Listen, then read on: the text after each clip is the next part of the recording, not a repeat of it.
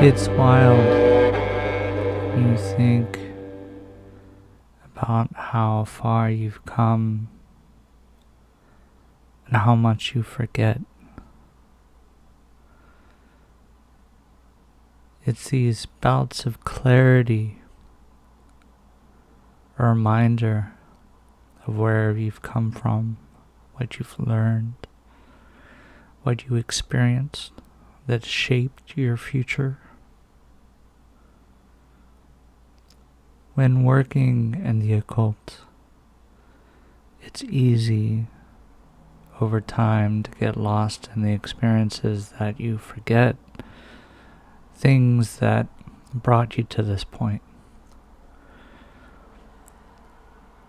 And with that said, my name is Jeremy Ezra Campbell. This is my channel, Ezra the Scribe. I do welcome you in. And today's topic is on something that often is not talked about in the occult. It might be more found in shamanism or topics of different traditions that are related to Native Americans, to South Americans, to other traditions that are more tied to elements in the land. So with that said, if you're interested in learning more, please stay tuned.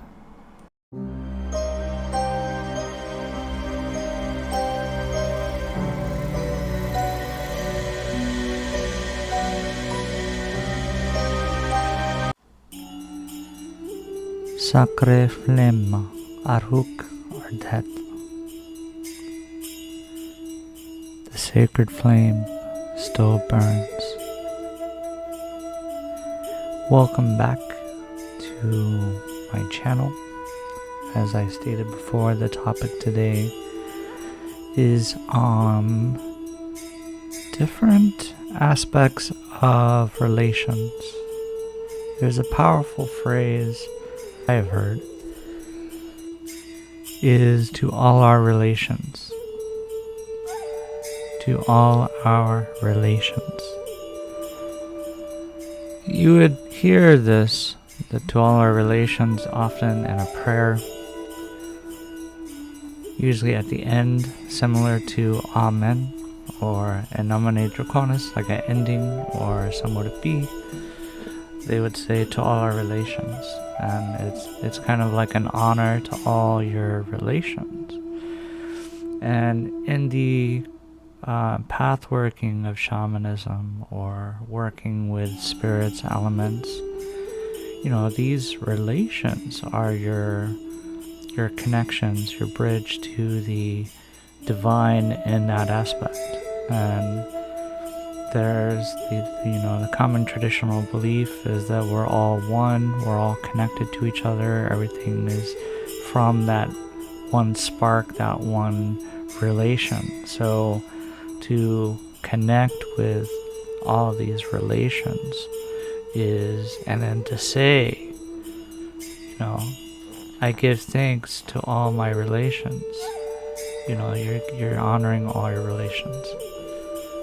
And so today I'm going to talk about some of the relations that I've seen and experienced myself and have developed relations, and how they can help you on your path, and how these relations are very common, very simple. And I'm going to express it in a way that's not common and not a mundane practice. So the first one is a riddle I want to offer you. What is alive? It has no form, but it pushes and pulls. It gives and receives. It dissolves and is an abundant around us and within us.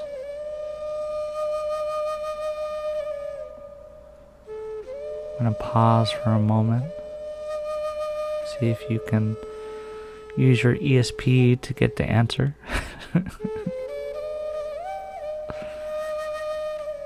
But no, the answer to this one is water. The sacred water.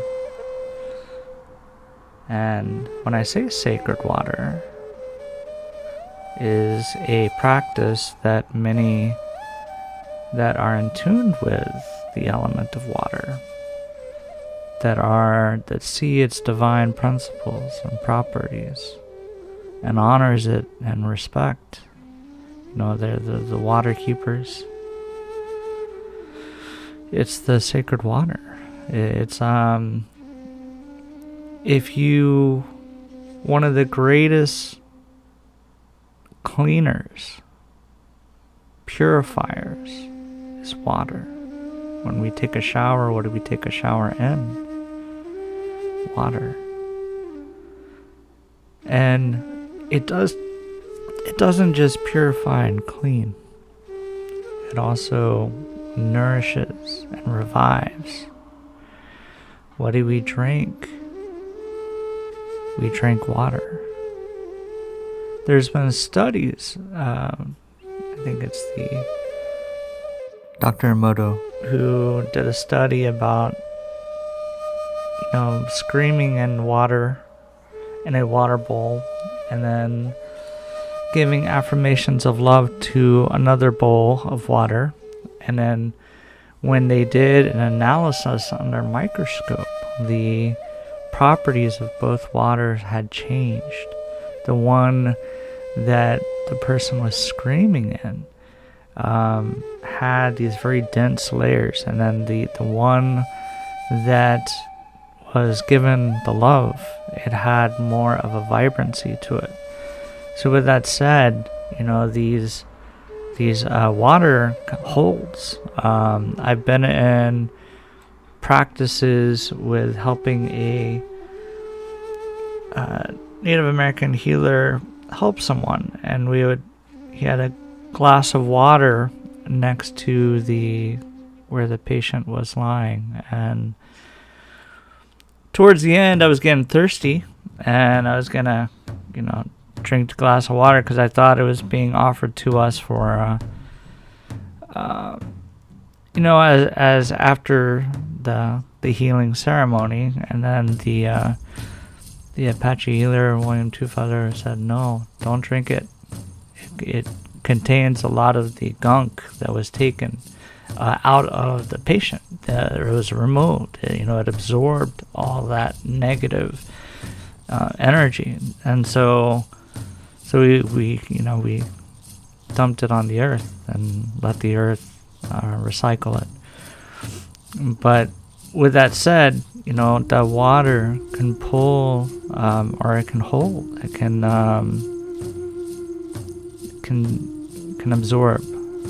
And so water, when we have things we need to purify, the other day I had some stones I wanted to purify, and there's many ways you can do that. You can set it in sea salt, you can put it across a flame, you can do things like that, or in distilled or purified water you can set the stones in there, and as well as sunlight or moonlight, and allow the water to do the purification of the stones. And I tell you, after I took those stones out of the water and set them up on my shelf, I felt this vibrancy coming from my shelf, like a wave of positive energy. And it was the stones, their true essence, the grounding energy, that they radiated, and it was freed up from the water. That was, I asked the water, please remove, any unnatural energies that are tied to these stones. It did so, because my relation to water, after years of understanding water and working with water on a sacred level, treating it sacred. Like how many of you speak to your water? Think about that. How many of you speak to your water? It sounds crazy, but when you look at water as a living thing, a living source, and an aspect of source creation, the great creator, then that water changes. It's not just some liquid that you put in your body to stay alive. It's a relation that helps you stay alive. You work with the water. The water becomes a helper. It becomes an agent of whatever work you're doing. And on a physical or spiritual level, I had a part-time job years ago at McDonald's. And I was asked to stay after to help clean the store because they were getting their permits and everything. And so we had to do a deep clean. And there was a lot of gunk on the floor. And I busted out and it was like a tile floor. So I busted out a razor and I was going to start working at it. And this lady, she was not very good with English, but she shook her head at me no, and she took this huge bucket of water and poured it across the floor, and she pointed at her watch, and we waited like 5-6 minutes. No, it was probably 10 minutes. And then I went back, we went back to the area that we need to clean. And the water had loosened up most of the gunk on the floor to where it didn't take long for us to get that floor sparkling. And so with that said, the water made the area a whole lot cleaner. And it reminded me of the relation with water and how sacred it is, and how it has so many functions in our lives. So with that said, the next time you hold up a glass of water, give it thanks. Look at it. Say, thank you, water, for giving me life. May your presence, your energy be remembered and respected. And drink that water. When you honor someone, honor something, it will honor you back. So that is one of the main relations with water, is understanding its sacred properties. And in many practices, I've been part of few where there would be a water keeper during a ceremony, and then they would not bring out the water until a certain part of the ceremony.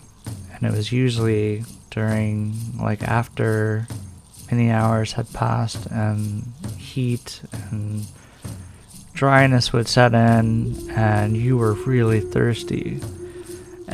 Was very humbleness and gratitude for that water, because after I drank it I felt so much better.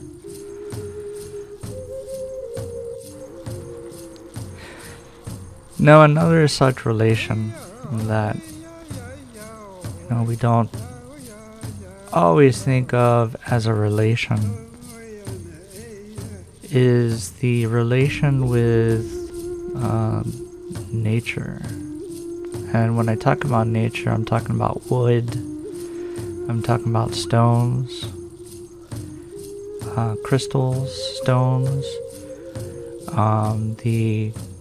the energy that the trees give, the energy that that you feel in a forest away from the city, that feeling of it's almost uplifting, as like it's grounding and peaceful to be amongst, you know, these ancient trees that have lived for hundreds of years, and, you know, giving off the oxygen, so the vibrancy of the oxygen is higher, and the stones around you, you know, they have their own properties that they help ground. And when you're in that dense lushness of a forest, so many things just fade away. Unless you notice a jaguar or like a bear or something coming up through the forest, and of course that changes everything. But I'm talking about just the forest itself, without the fight or flight symptom being kicked in. I'm talking about just being out in nature and then building a relation with the nature, building a relation with trees. And it's okay to hug a tree. People make fun and joke about people hugging trees, but if you haven't hugged a tree, you don't know what you're missing.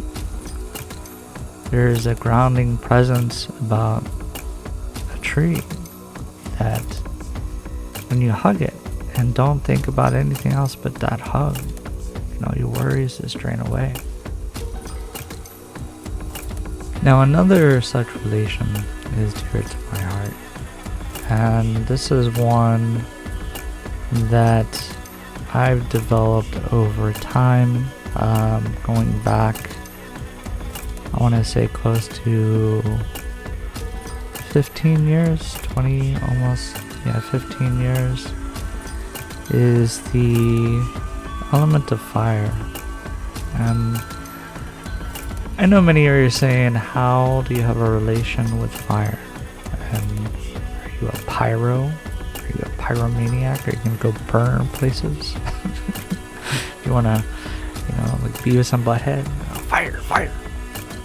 No. What I'm talking about is the sacred, divine aspect of fire. And what does that look like? Fire, it purifies. It breaks down, it warms, it gives light. So all these are physical aspects of fire. It dissolves, it breaks, it heats things up, it cooks. Again, all these are physical aspects, but look at them as a spiritual and allegorical as well. The light of consciousness is often thought of as fire. The light of the spirit, the spark of the spirit in many traditions is considered fire. When you are in the Christian faith, the baptism, one of the reasons they baptize you in water is because the cleansing nature of the baptism is a fiery one. So being in the water prevents you from burning up, and your purification and consecration is within the fire and water. And so that is one context of sacred fire. And there's tons of more in different traditions, going to Zoroastrianism, to the Magi in Persia, to the sacred holy fires of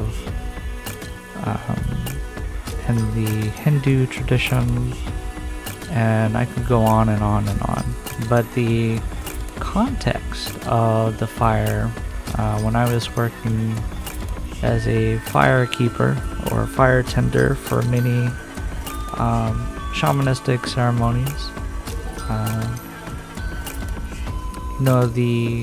when you develop a relation with the fire, you'll start to almost like understand what it wants you to do to keep it fully blazed. It's interesting, and I've had this conversation with multiple fire keepers, not just myself, but other people that take care of the fire, and they say the same thing.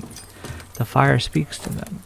The fire tells you where to move logs. It tells you where you need to add wood to keep it blazing. And if you've ever taken care of an all-night fire, you know you have a limited supply of wood.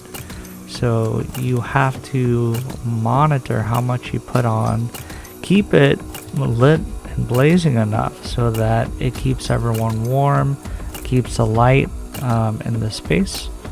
But at the same time, you don't want to use up all your wood before the night's out, before daylight. So listening to the fire, telling you, it becomes a guide, telling you where to put things.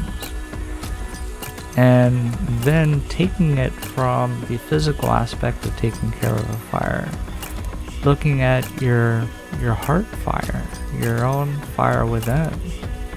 Starting, looking at your spirit as the fire. Then you start to listen to your spirit. And it'll tell you, when you're not following your own truth. Start listening to your gut, listening to your heart, listening to your mind. That inner fire is the guiding light. And that is how fire can become a relation in many practices. And for all the firefighters out there, I give you kudos and props for all the work you do, because there is a very destructive nature to fire, to where once it's disrespected, it becomes a force of destruction and gets out of hand. Because with fire, it is nurtured. Usually a firekeeper will keep it in a ring so that it doesn't expand past that ring. It's treated in a way that it's always fed, but not to the point where it's overfed to where it could, it's kind of like your body. If you put too much in it, what happens? You get over full. Or if you drink too much, if you're a drinker, what happens? You get drunk. You get out of control. If you, anything over its limit causes it to become destructive. So same with fire. So you got to treat it like like a child.